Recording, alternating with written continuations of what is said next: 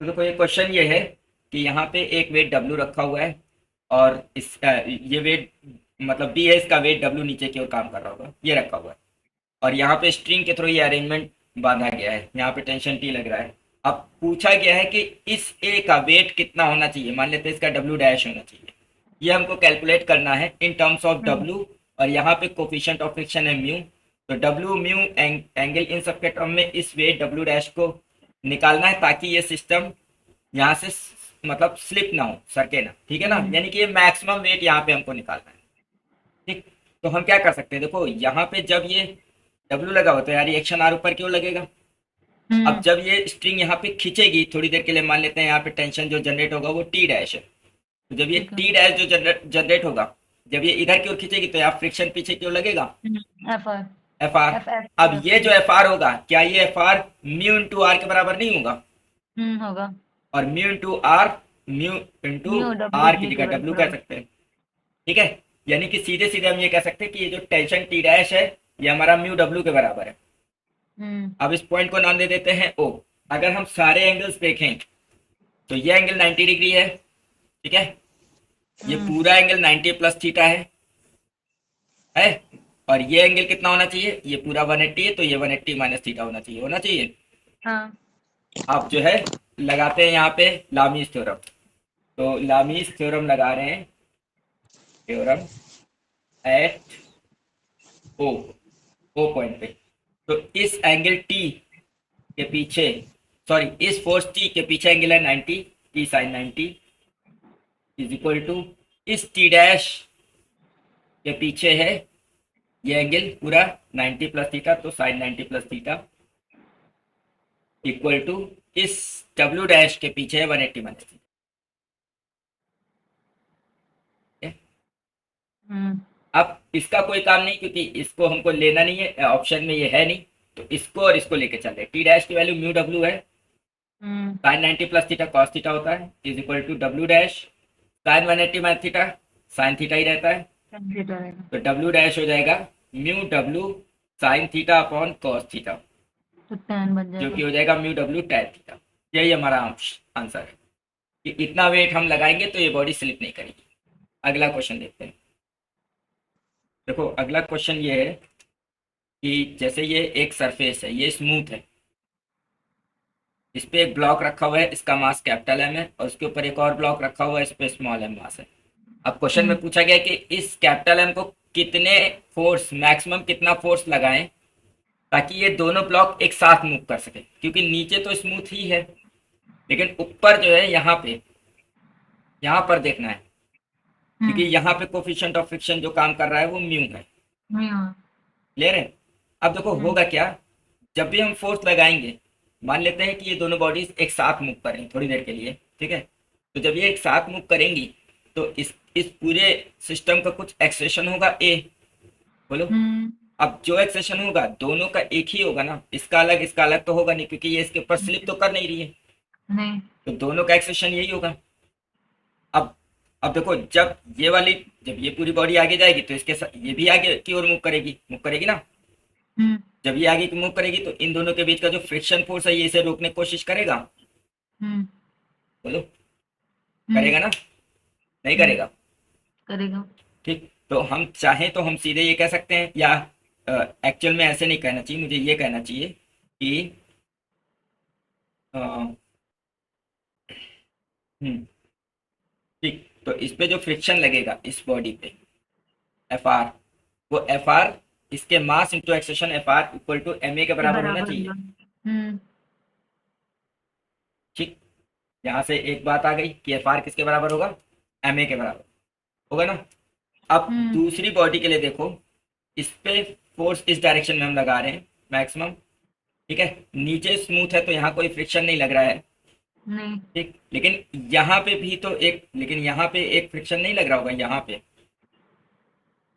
किस डायरेक्शन में लग रहा होगा, बोलो। इधर या इधर, कल बताया था। देखो इससे हमने क्या किया, ऊपर वाली बॉडी में जब ये फोर्स लगेगा, मतलब जब ये सिस्टम मूव करेगा ना तो ये भी मूव करेगा, तो इसका एक्सेशन ए रहेगा। तो इस पे जो लगने वाला फ्रिक्शन फोर्स होगा एफ आर, वो एम ए के बराबर होगा। यहाँ तक तो समझ में आया था। तो एफ आर का फॉर्मूला क्या होगा, म्यू आर। नहीं यार, तो यहाँ पे लिख सकते हैं ना, म्यू आर की जगह एम जी लिख सकते हैं, एम जी लिख सकते इक्वल हैं। To M A. M M cut गया तो ए की वैल्यू क्या हो गई, म्यू जी। म्यू जी हो गई। अब हम्म, जब नीचे वाली बॉडी के लिए हमको फोर्स निकालना है इसके लिए, ठीक है, तो जो देखो, जब इस पे फोर्स लगाएंगे तो ये पूरी बॉडी एक साथ चलेगी ना, इसके बाद साथ ये भी तो रहेगा, हम्म, क्योंकि हम चाह रहे हैं ना कि ये इसके ऊपर स्लिप ना करे, इसके साथ ही चले। अच्छा नहीं तो तो पूरे मास को कंसीडर कर लेंगे। हाँ, तो अगर हम पूरे मास को देखें तो एफ मैक्स का value capital M M plus plus. M into A होना चाहिए, और इस ए की वैल्यू क्या आई है। Mu G. हाँ, तो ये फॉर्मूला हो जाएगा, क्लियर है। हम्म, ठीक है, अगला देखते हैं। तो प्रॉब्लम ये है कि एक इंक्लाइन प्लेन पे एक बॉडी रखी हुई है, उसको नीचे लाने के लिए मतलब खुद से वो नीचे नहीं आ रही, लेकिन नीचे लाने के लिए उसको मिनिमम 2 न्यूटन फोर्स लगाना पड़ता है। मतलब जब तक हम 2 न्यूटन फोर्स लगाते हैं तब तक ये नीचे नहीं आती, इससे ऊपर फोर्स लगाएंगे तो नीचे आ जाएगी। ऐसे ही इसको ऊपर ले जाने के लिए 10 न्यूटन फोर्स मिनिमम लगाना पड़ेगा, या आप ये कह सकते हैं कि 10 न्यूटन पे ये ऊपर जाएगी, 10 न्यूटन से कम पे ये ऊपर नहीं जाएगी। ठीक है, हमको बताना है कि इसका कोफिशिएंट ऑफ फ्रिक्शन म्यू कितना है। तो दो केसेस है यहाँ पे, दोनों एक साथ दिखाए गए हैं, हम एक एक करके सॉल्व करते हैं। तो पहला केस ये है कि ये बॉडी रखी है 30 डिग्री पे, और इस पे 2 न्यूटन फोर्स नीचे लगा के नीचे लाना पड़ रहा है। अब इस बॉडी को कुछ वेट होगा, थोड़ी देर के लिए मान लेते हैं इसका वेट डब्ल्यू है। ठीक है, यहाँ पे ये रिएक्शन होगा 90 डिग्री पे, और ये एंगल 30 है तो ये एंगल भी 30 होगा। तो इस डायरेक्शन में आएगा डब्ल्यू कॉस 30, और नीचे की डायरेक्शन में आएगा डब्ल्यू साइन 30। जब हम इसे नीचे लाने की कोशिश करेंगे तो फ्रिक्शन पीछे की ओर लगेगा एफ आर। ठीक है, तो इस केस में डब्ल्यू साइन 30 प्लस 2 न्यूटन, ये दोनों एक ही डायरेक्शन में है, is equal to F R होना चाहिए। तो W by two, sine 30 value 1/2 होती है, plus 2 equal to F R की जगह लिख सकते हैं म्यू इंटू आर की जगह डब्ल्यू कॉस 30। क्लियर है ना। तो यहाँ से एक फॉर्मूला बन गया, म्यू की वैल्यू बन गई W/2 प्लस 2, और यहाँ पे आएगा √3/2 और। ठीक है, तो म्यू की वैल्यू आ जाएगी, एलसीएम ले लें, 2 2 4 हो जाएगा, 2 कट जाएगा, तो W प्लस 4/√3। क्लियर है। अब हम्म, नेक्स्ट केस देखते हैं, उसमें क्या होगा। तो जब इस बॉडी को हम ऊपर की ओर खींचेंगे, सेकंड केस में, ठीक है, जब हम इसको ऊपर खींच रहे हैं 10 न्यूटन फोर्स लगा के, उस केस में क्या होगा, वही डब्ल्यू नीचे ही की ओर लग रहा होगा। यहाँ पे रिएक्शन बनाएंगे, ठीक है, ये एंगल 30 डिग्री आएगा जैसे यहाँ पे था, ये डब्ल्यू कॉस 30 आएगा, हम्म, और नीचे की ओर डब्ल्यू साइन 30 आएगा। लेकिन इस बार जब ये बॉडी ऊपर की ओर खींचेगी तो फ्रिक्शन पीछे की ओर लगने लगेगा। ठीक है ना, यानी इस केस में ये होगा कि 10 जो होगा वो इन दोनों के सम के बराबर होगा। तो यहाँ पे होगा 10 equal to 10 newton equal to W sine 30 plus F R, अब 10 equal to W/2 plus F R की जगह लिखेंगे म्यू आर, और आर की वैल्यू है डब्ल्यू कॉस 30। तो 10 इक्वल टू W/2 प्लस, अब म्यू की वैल्यू ये आई है, रख ही लो क्योंकि हमको, लेकिन हमको म्यू निकालना है डब्ल्यू, तो हम ऐसा करते हैं ना, यहाँ से डब्ल्यू की वैल्यू निकाल लेते हैं सॉल्व करके। √3 म्यू माइनस √3 म्यू - 4 आएगी ना, क्योंकि हमको म्यू की वैल्यू निकालनी, डब्ल्यू तो लाना नहीं है। तो यहाँ पे ऐसा करो, इस W की वैल्यू यहाँ रख लो, तो 10 इक्वल टू डब्ल्यू की जगह √3 म्यू - 4/2 प्लस, और ऐसे ही म्यू इंटू डब्ल्यू की जगह, या ऐसा करते हैं W कॉमन ले लेते हैं, जल्दी हो जाएगा। तो 10 equal to W common 1/2 plus mu, और कॉस 30 वैल्यू √3/2। ठीक, तो 10 इक्वल टू डब्ल्यू कितना है, डब्ल्यू है हमारा √3 म्यू - 4 ब्रैकेट्स, और यहाँ पे एलसीएम 2 हो जाएगा, 1 प्लस म्यू √3। अब इसको सॉल्व करना है, तो ठीक है, टू यहाँ के 20 हो जाएगा। ये तो क्वाड्रेटिक बन रही है, इसको रूट 3 म्यू माइनस, तो इधर हो जाएगा रूट 3 म्यू और plus mu 3 mu square. 3 mu square और -4 और -4 म्यू रूट 3। हम्म, ठीक है, तो 3 u स्क्वायर और इसमें से ये घटेगा तो minus 3 mu -3 mu 3 root 3 root mu 3। 3 root 3 mu और माइनस, माइनस अरे 4, ये -4 और ये 20 भी इधर ही ले आए तो तो प्लस 16 हो जाएगा। -24 हो जाएगा ना, अच्छा हाँ सॉरी, हाँ ठीक ठीक। Equal to 0। 3 कॉमन लेके कटा दे तो mu square minus root 3 mu minus 3 6 24, hmm, 6 हो जाएगा। नहीं 3 6 जाओ 3 नहीं 8 8 जा। जाओ 8 जाओ। ओके, अब 8 का ऐसा फैक्टर करना है कि ये आ जाए, तो हम इसको मिटा रहे हैं इस पार्ट को।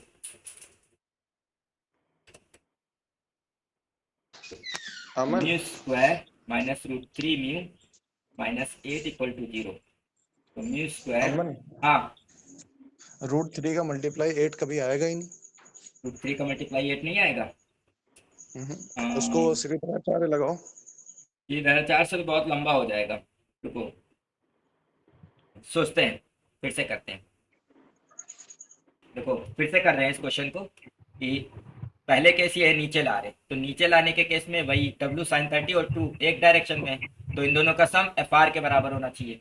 fr की वैल्यू म्यू cos 30 ये आ गया, और जब ऊपर ले जाएंगे तो 10 जब ऊपर फोर्स लगाएंगे तो फ्रिक्शन नीचे की ओर लगने लगेगा, तो ये इक्वेशन बन जाएगी। अब हम क्या कर रहे हैं ना, पहले हम w की वैल्यू निकालेंगे, इसको डायरेक्ट 1 को 2 से डिवाइड कर देते तो क्या मिलेगा, ये पूरा कट ही जाएगा, या ये कहते हैं ये दोनों बराबर हैं, तो w/2 plus 2 is equal to 10 minus w/2 हो जाएगा। भाई इधर से दोनों बराबर हैं तो ये दोनों बराबर हो जाएंगे, तो यहाँ से इसको इधर ले आओ, तो w इज इक्वल टू ये कितना हो गया 8, w की वैल्यू 8 डायरेक्ट आ गई। अब इसे 1 में रख देते हैं, तो म्यू इंटू डब्ल्यू की जगह 8 cos 30 की value √3/2 is equal to w की जगह 8/2 प्लस 2, तो ये हो जाएगा 4√3 म्यू इज इक्वल टू, और यहाँ बचेगा 2 4 8 4 प्लस 2 6, तो म्यू की वैल्यू हो जाएगी 6/4√3। ठीक है, तो 3/2√3। हाँ तो म्यू की वैल्यू कितनी आ जाएगी, हाँ 3/2√3। 3/2√3 आई। ठीक है, चाहे तो √3 का ऊपर नीचे मल्टीप्लाई कर लें, हाँ तो ये आ जाएगी तो 3√3। तो यहाँ 3√3/3 3 कट जाए 3/2 आ जाएगी ना। हाँ ठीक है, कैलकुलेशन बस कैलकुलेशन एरर कुछ हो गई थी, बाकी सब सही था, कॉन्सेप्ट वही लग रहा था। अगला देखते हैं, तो देखो एक बताओ। चीज याद रखो, जब भी बॉडी हॉरिजेंटल मोशन कर, मतलब अगर सिर्फ हॉरिजेंटली मूव कर रही है कोई भी बॉडी, तो उसका जो एक्सेशन होता है ए, और कोफिशिएंट ऑफ फ्रिक्शन म्यू, और जो ग्रेविटी लग रही है जी, उसमें रिलेशन होता है ए इज इक्वल टू g/म्यू होता है, सॉरी म्यू/g होता है। ए इक्वल टू क्या होता है, नहीं ए इक्वल टू म्यू/g होता है, म्यू इंटू जी होता है सॉरी ना। ए इक्वल टू म्यू इंटू जी होता है, हाँ उल्टा बताते हैं, ए equal to mu mu G जी। होता है। अब ये एक्सेशन हमें पता चल गया, ठीक है।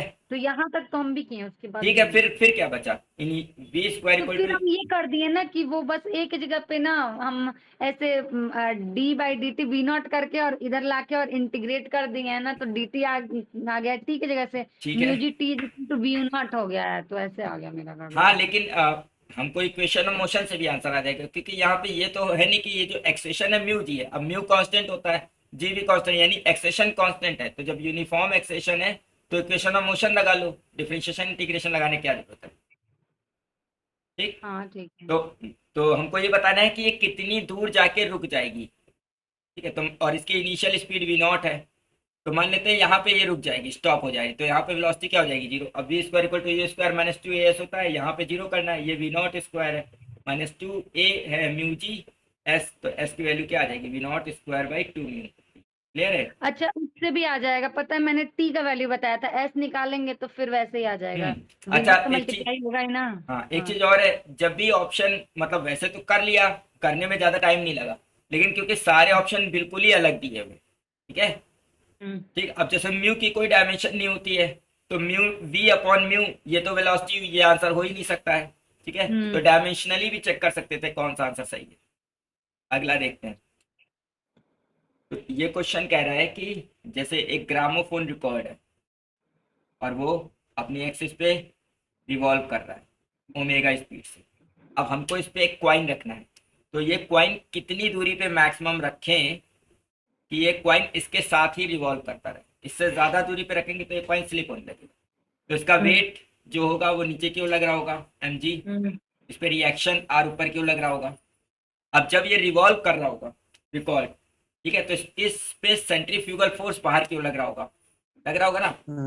तो ये सेंट्रीफ्यूगल फोर्स की वजह से इस पे स्लिप हो सकता है, लेकिन अगर फ्रिक्शन फोर्स नेसेसरी अमाउंट का लगा हुआ हो तो ये क्या करेगा, इसको रोक सकता है। तो अगर एफ आर और एफ सी बराबर हो जाए तो ये स्लिप नहीं होगा, ठीक है। तो एफ आर यानी कि स्लिप होने के लिए, मतलब स्लिप ना होने के लिए जो एफ आर होना चाहिए वो एफ सी से बड़ा या इक्वल होना चाहिए, ये हमें कहना ज्यादा सही है, ठीक है। ज्यादा सुटेबल यही है कि हम ये कहें कि एफ आर बड़ा या इक्वल होना चाहिए एफ सी के। अब एफ आर खोलना है म्यू आर और greater than equal to F C खोलना है एम आर ओमेगा स्क्वायर। तो एम आर ओमेगा स्क्वायर पहले लिख लेते हैं, less than equal to mu, और आर की जगह क्या लिखें, अब ये फ्लैट है, यहाँ पे कोई इंक्लिनेशन तो है नहीं, तो आर की जगह एम जी आ जाएगा सीधे। दिख भी रहा है कि आर और एम जी बराबर है।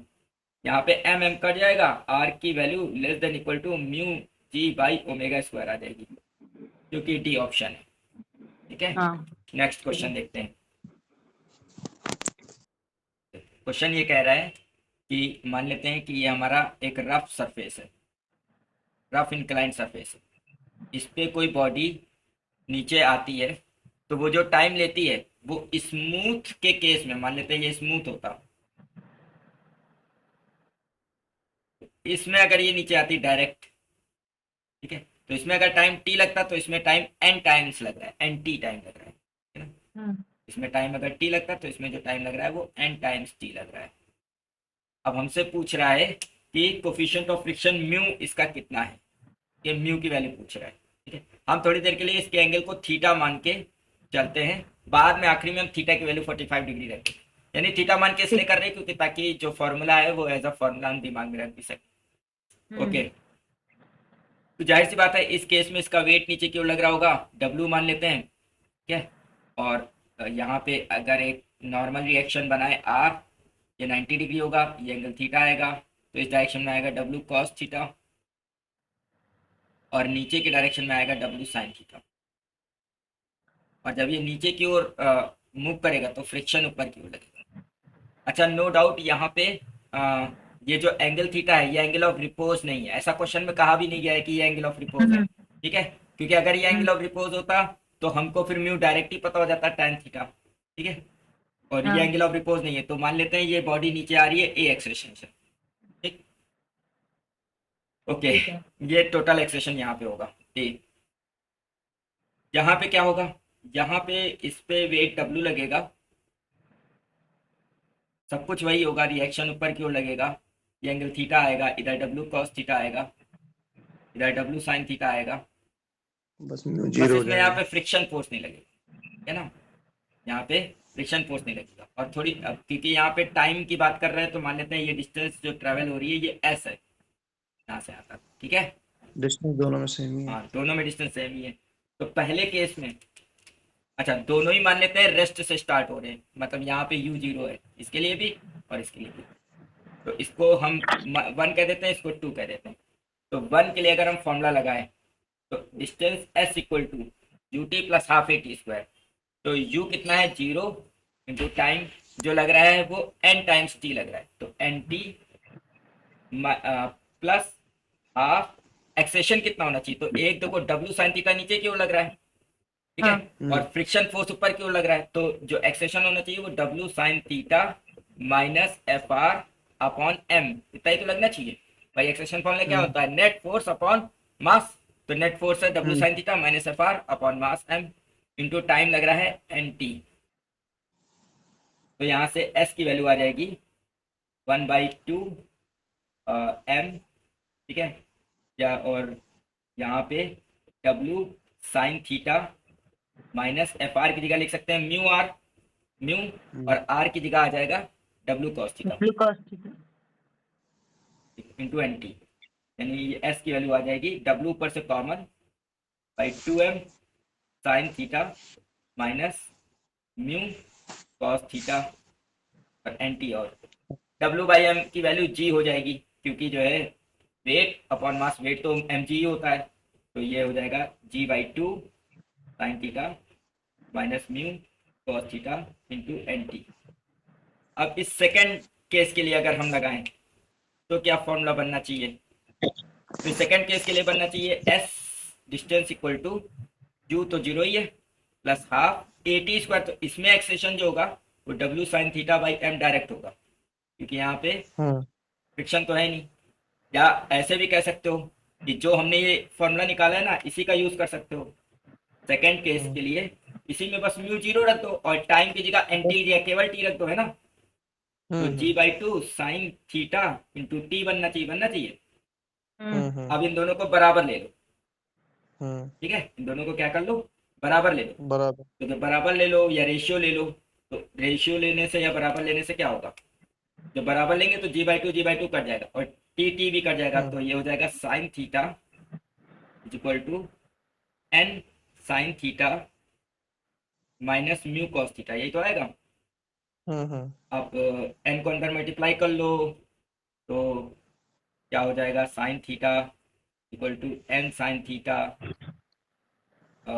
यूटी माइनस एक चीज और, एक गलती में कर दी, UT plus half A T square होता है यहाँ, तो एन स्क्वायर टी स्क्वायर आएगा, यहाँ टी स्क्वायर रहेगा, तो यहाँ एन स्क्वायर रहेगा, N square sine theta minus mu N square cos theta.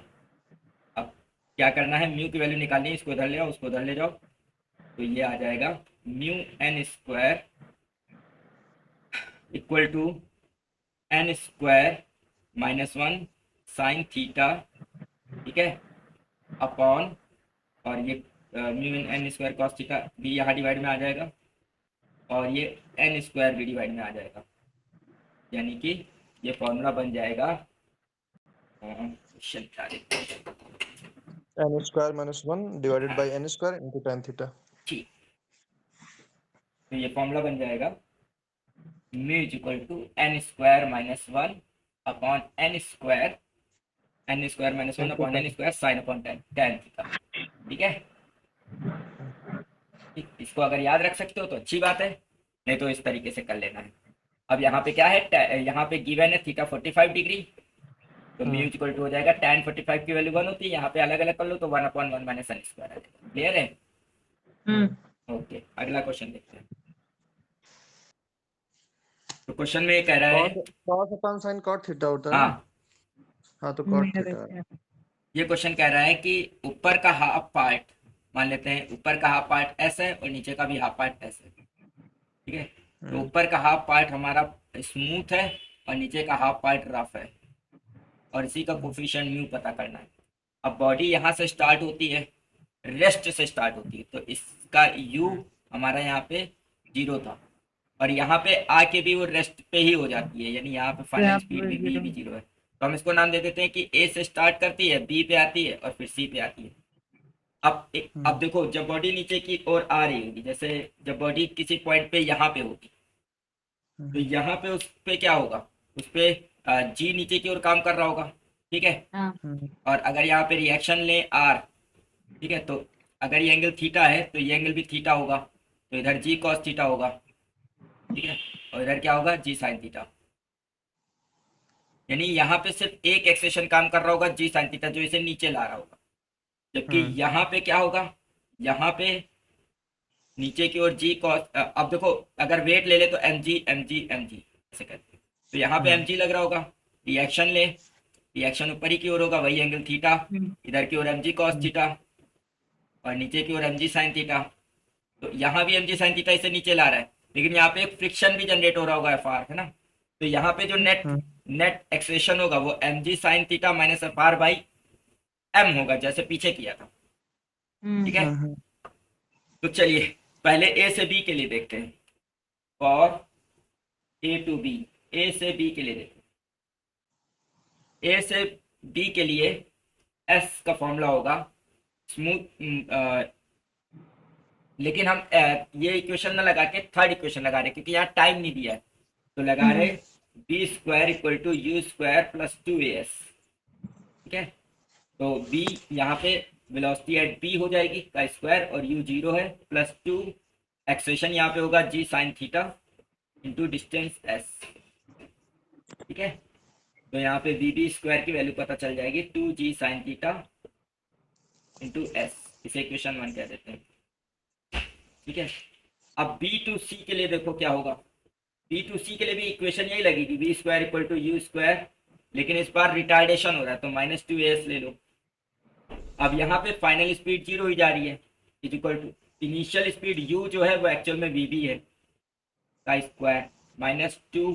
अब एक्सेशन को समझते हैं, तो यहाँ पे नेट फोर्स कितना लग रहा है mg sine theta minus F R, तो यहाँ एक्सेशन जो होगा वो हो जाएगा mg sine theta minus F R divided by कितना m, है ना, क्योंकि net force upon mass acceleration होता है इंटू डिस्टेंस s। अब इसको इधर ले आओ तो vb square is equal to हो जाएगा 2/2s by m mg sine theta minus F R की जगह आ जाएगा म्यू आर और आर की जगह आ जाएगा mg cos थीटा। तो एफ आर की जगह म्यू आर और आर की जगह mg cos थीटा, तो डायरेक्ट हम लिख देते हैं mg cos थीटा। अब देखो ऊपर से mg कॉमन है, vb की वैल्यू भी रख लो, तो vb की वैल्यू है 2gs sine theta is equal to यहाँ पे है 2s, यहाँ पे भी 0 हो रहा है ई पॉइंट पे, 2s बाई m और mg ऊपर से common sine theta minus mu cos theta. यहाँ पे m से m कट जाएगा, gs पूरा कट जाएगा और 2 भी कट जाएगा, तो sine theta is equal to बचेगा क्या, कुछ तो बच रहा होगा यहाँ पे, कुछ भी नहीं बच रहा है। साइन थीटा है, नहीं एक छोटा सा sign theta minus mu cos theta.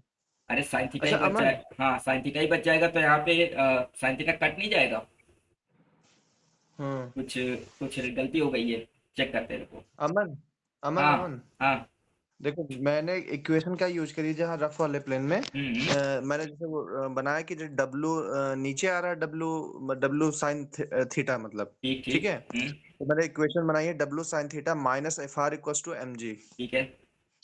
ठीक है, और उसमें नहीं वैल्यू क्या पुट लगाइए, करी डब्ल्यू साइन थीटा जो उसको हाँ नीचे ला रहा है, ठीक है और उसमें फ्रिक्शन फोर्स माइनस कर दिया ठीक है है। जो उसके एम जी के बराबर कर दिया, क्योंकि एक्सेलरेशन हमने जी ले रखा है। अच्छा हाँ, अ, हमने यहाँ पे एक छोटी सी गलती कर दी, जब हमने यहाँ पे पहले ही मान रखा है कि mg साइन थीटा बड़ा है, ठीक है, तो हाँ यहाँ पे माइनस साइन नहीं लेना चाहिए था मुझे, यहाँ हाँ हाँ प्लस साइन लेना चाहिए, ठीक है, या फिर हमें मुझे ये कहना चाहिए था कि एक्चुअल में एफ आर यहाँ बड़ा है तभी तो ये बॉडी नीचे आके रुक रही है, हाँ हाँ ठीक है, तो एक्चुअल में मुझे लिखना चाहिए था यहाँ माइनस लिखना चाहिए था, और सही तरीका ये था कि यहाँ माइनस लिखना चाहिए था और यहाँ प्लस और यहाँ माइनस लगाना चाहिए था, तो जिसकी वजह से ये हो जाता यहाँ पे माइनस आ जाएगा, तो यहाँ माइनस माइनस से खोलेंगे तो ये प्लस। अब ठीक है, 2 hmm, sine theta is equal to mu cos theta हो जाएगा, वही tan थीटा आ तो जाएगा, mu 2 is tan equal to हो जाएगा sine upon 2 cos tan 2 tan theta आ जाएगा, हम्म। ठीक है, ओके ठीक है। अच्छा मैंने जो इक्वेशन ली थी ना अमन, हम्म, तो वही W sine theta minus F R equal to M G ले लिया, ठीक, एफ आर की वैल्यू रख लिया mu M G cos theta, हाँ और डब्ल्यू की जगह एम जी रख लिया, हम्म, तो उसको जब एम जी लेके कॉमन काट दिया तो मेरा बचा था sine theta minus mu cos theta equals to 0, या फिर mu equals to sine theta upon cos theta, हाँ वही tan थीटा आ रहा था। हाँ लेकिन जीरो ले रहे तो ये वीबी तो लोगे ना, वीबी नहीं रखा क्या? नहीं मैंने ये वाले ये वेलोसिटी पोजीशन वाले रिलेशन नहीं लगाई, मैंने डायरेक्ट वो कंपोनेंट करके किया था। नहीं तो फिर वेलोसिटी तो यार जनरेट ही हो चुकी होगी ना। वेलोसिटी जनरेट हो रही, वही मैंने गलती करी, मैंने वो चल कंपोनेंट वाले इसमें किया ठीक था। है, ये समझ में आ गया ना, आसान है। हाँ, नेक्स्ट ये तो देखो, समझ में आ गया। तो देखो एक प्रॉब्लम है, ये मान लेते हैं ये हेमिस्फेरिकल बाउल है, हेमिस्फेयर शेप का ये बाउल है, ठीक है, और इसका रेडियस मान लो कैपिटल आर है।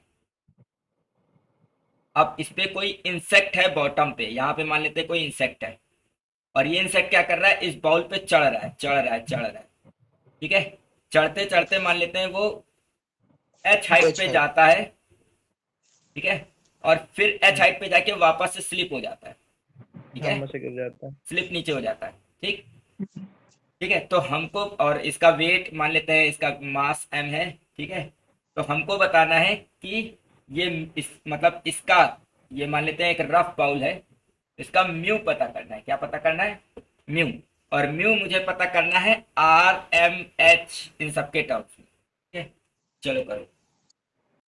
ठीक है, तो हम करते हैं, तो इसको थोड़ा सा रफ करके साफ बना लेते हैं।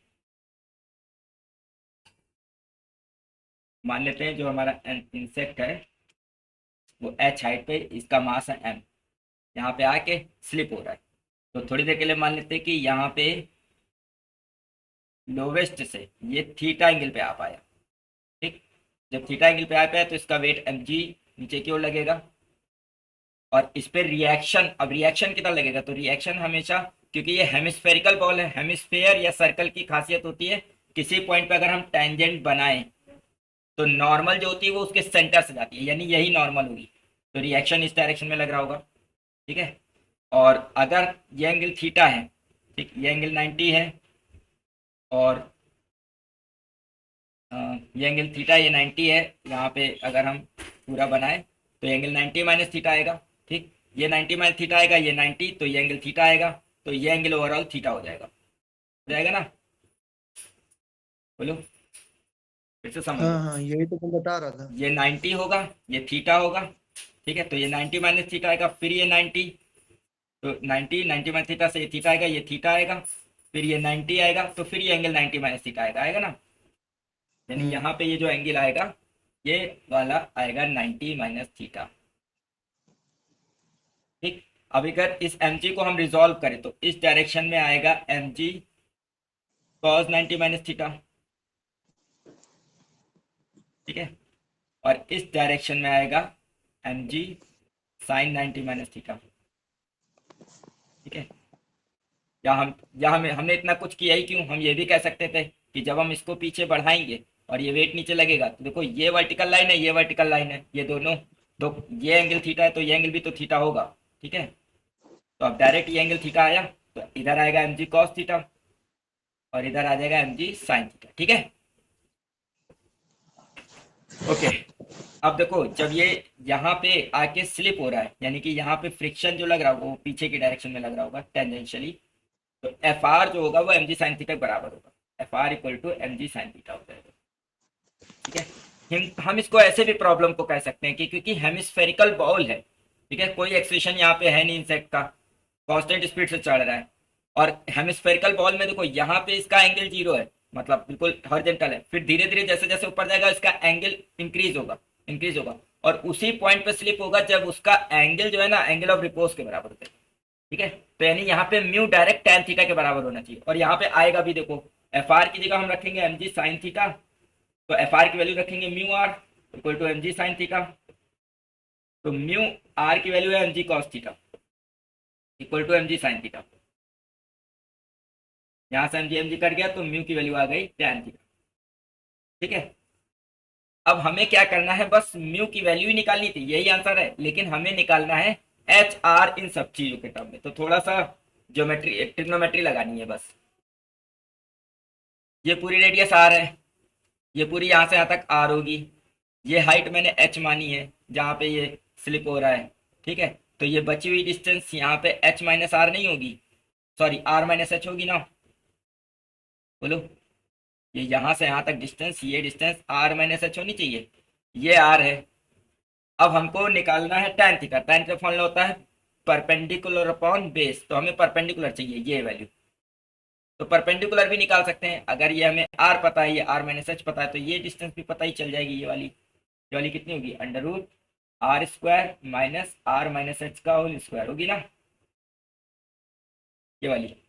तो tan थीटा फॉर्मूला हो जाएगा mu equal to tan theta की जगह हो जाएगा परपेंडिकुलर जो कि है ये under root R square minus R minus H का होल स्क्वायर अपॉन बेस जो कि है आर माइनस एच, ठीक है।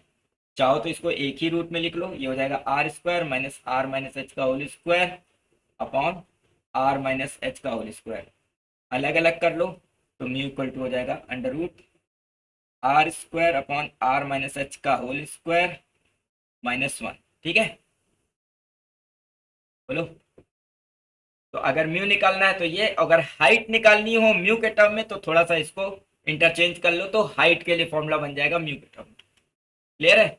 नेक्स्ट क्वेश्चन दे रहे हैं, मान लेते हैं कि ये सिलेंड्रिकल ड्रम है, ठीक है ना, और ये अंदर से हॉलो है, ठीक है, और इस क्योंकि ये हॉलो है, इसकी रेडियस मान लो स्मॉल आर है या कैपिटल आर है, कुछ भी मान लेते हैं, स्मॉल आर है, ठीक है। अब इसमें क्या कह रहा है कि इसको हमने रिवॉल्व कराया ओमेगा स्पीड से। जब हम इसको रिवॉल्व, मतलब इसमें एक आदमी है या एक ब्लॉक है, ठीक है, जब तक ये रिवॉल्व नहीं कर रहा है तो ये ब्लॉक जैसे ही रखेंगे यहाँ पे स्लिप होकर नीचे गिर जाएगा। अब मान लेते हैं इसका कोफिशिएंट ऑफ फ्रिक्शन जो है वो म्यू है, तो हमको बताना है कि इसको मिनिमम कितनी स्पीड से रिवॉल्व कराए कि ये ब्लॉक इसकी वॉल से चिपक जाए, स्टिक हो जाए, गिरे ना। क्लियर है? करो सॉल्व। देखो क्वेश्चन ये है कि एक सिलेंडर रिवॉल्व कर रहा है, ये हॉलो सिलेंडर है, फिलहाल रिवॉल्व नहीं कर रहा है, एक हॉलो सिलेंडर है, उसके अंदर एक बॉडी है। अगर इस बॉडी को ऐसे इसकी वॉल से स्टिक करते हैं तो जैसे ही छोड़ेंगे ये नीचे गिर जाएगी, ठीक है। अब इसमें कहा गया है कि इसको किस स्पीड से, मिनिमम किस स्पीड से इसको रिवॉल्व करे ताकि ये बॉडी फ्रिक्शन की वजह से इस पे चिपकी रहे। तो मान लेते हैं जब ये रिवॉल्व कर रही होगी तो इस पे सेंट्रीफ्यूगल फोर्स बाहर की ओर लग रहा होगा। जब सेंट्रीफ्यूगल फोर्स लग रहा होगा तो इस बॉल से इस पे जो रिएक्शन जनरेट हो रहा होगा वो अंदर की ओर, अंदर की ओर। अब इसका वेट नीचे की ओर लग रहा होगा और यहाँ फ्रिक्शन ऊपर की ओर लग रहा होगा। तो इसको यहाँ पे रोकने के लिए फ्रिक्शन फोर्स जो होना चाहिए वो वेट से ज्यादा या इक्वल होना चाहिए, ठीक है। अब क्योंकि हमको मिनिमम निकालनी है तो हम फ्रिक्शन फोर्स और वेट बराबर लेके चल रहे हैं, ठीक है। अब फ्रिक्शन फोर्स का फॉर्मूला क्या होगा? फ्रिक्शन फोर्स का फॉर्मूला होगा म्यू इंटू आर। आर हमारा रिएक्शन होता है और वेट हमारा, वेट mg होता है या w ही कह दो, ठीक है ना। वेट को वैसे mg ले लेते हैं, mg ले लेते हैं, मान लेते हैं इसका मास m है, ठीक है ना। तो वेट जो इसका लग रहा होगा नीचे की ओर w mg के बराबर होगा, ठीक है। अब म्यू आर की जगह क्या आएगा? तो आर की जगह देखो एफसी आ जाएगा, ठीक है। ये बिल्कुल वही वाला क्वेश्चन हो गया जैसे किसी, हमने क्या किया था, वॉल पे किसी बॉडी को पुश किया था एफ फोर्स लगा के, और पूछना था कि ये एफ फोर्स लगा के ये नीचे ना गिरे, है ना।